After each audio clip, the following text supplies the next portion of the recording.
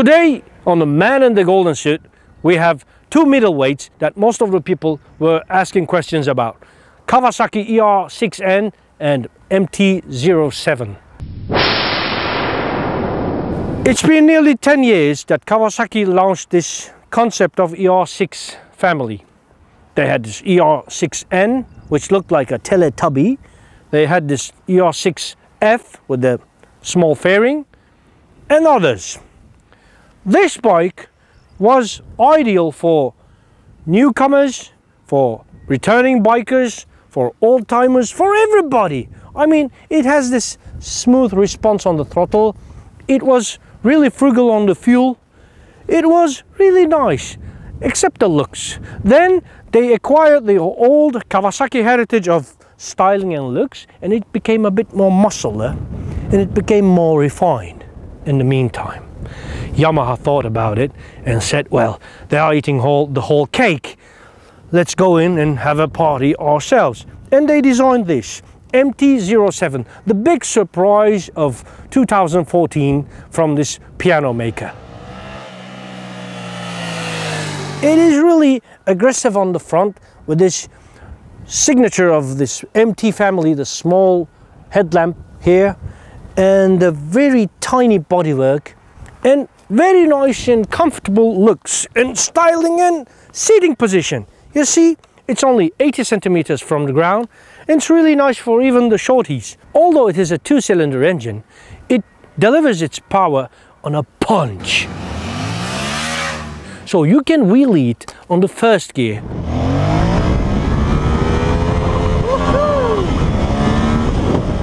You can wheelie it on the second gear. Even you can try it on the third gear. It goes like hell. So it has this throttle response of being a bit demonic on the head. Not with the ER-6N. It is really friendly on the throttle. After riding these two bikes on the streets of Istanbul for quite some time, we thought, well, let's take them to track and see what happens.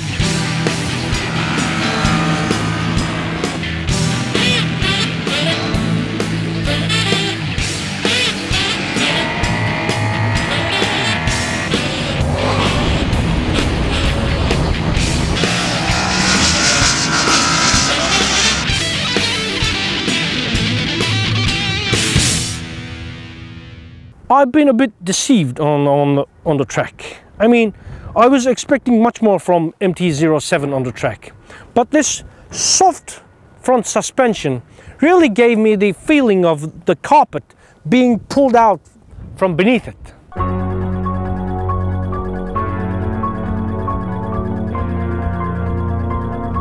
On the turn entry, when we were switching off the throttle and changing our direction by counter steering, at that time we had this feeling of losing the front on most of the turns. So I can tell you that if you are planning to go on track with this bike, prepare yourself to be a bit, how to say, surprised on the bad sense. So you either have to change the oil inside the suspension or change the springs in the suspension, whatever, but you'll probably have to find a solution for that. Plus, I advise to take off the hero blobs on the pegs. If not, you'll be scraping them all the time. So it has really very low ground clearance for track use. But it's a perfect bike on the streets. Actually, we were expecting a lot less from Kawasaki on the track.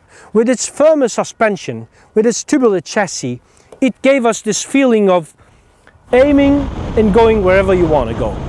So even on the turn entry or on the turn exit, there were no problems with the Kawasaki ER-6N. So if you're planning to have a middleweight bike with a lot less money to spend in going to the odd track day a couple of times on a month, so maybe it will be wiser for you to choose the Kawasaki, not the MT-07. The bikes we reviewed here, this one does not have ABS, this one has.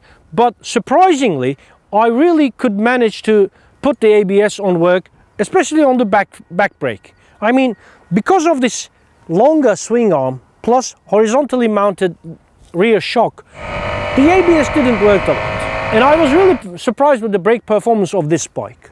I mean, I wasn't expecting that much from a middleweight, from this, how to say, low budget bike. I mean, it is really, really, really cheap compared to Kawasaki.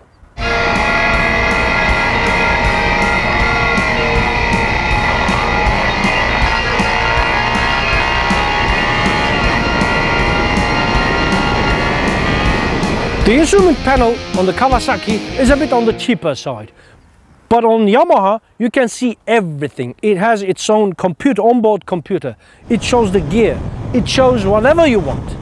On the consumption part, both of the bikes were consuming about 5.5 liters on normal use. And when we were going really, really fast, giving it a go, or pinning the throttle all the way, we could only manage about 8 liters on 100 kilometers.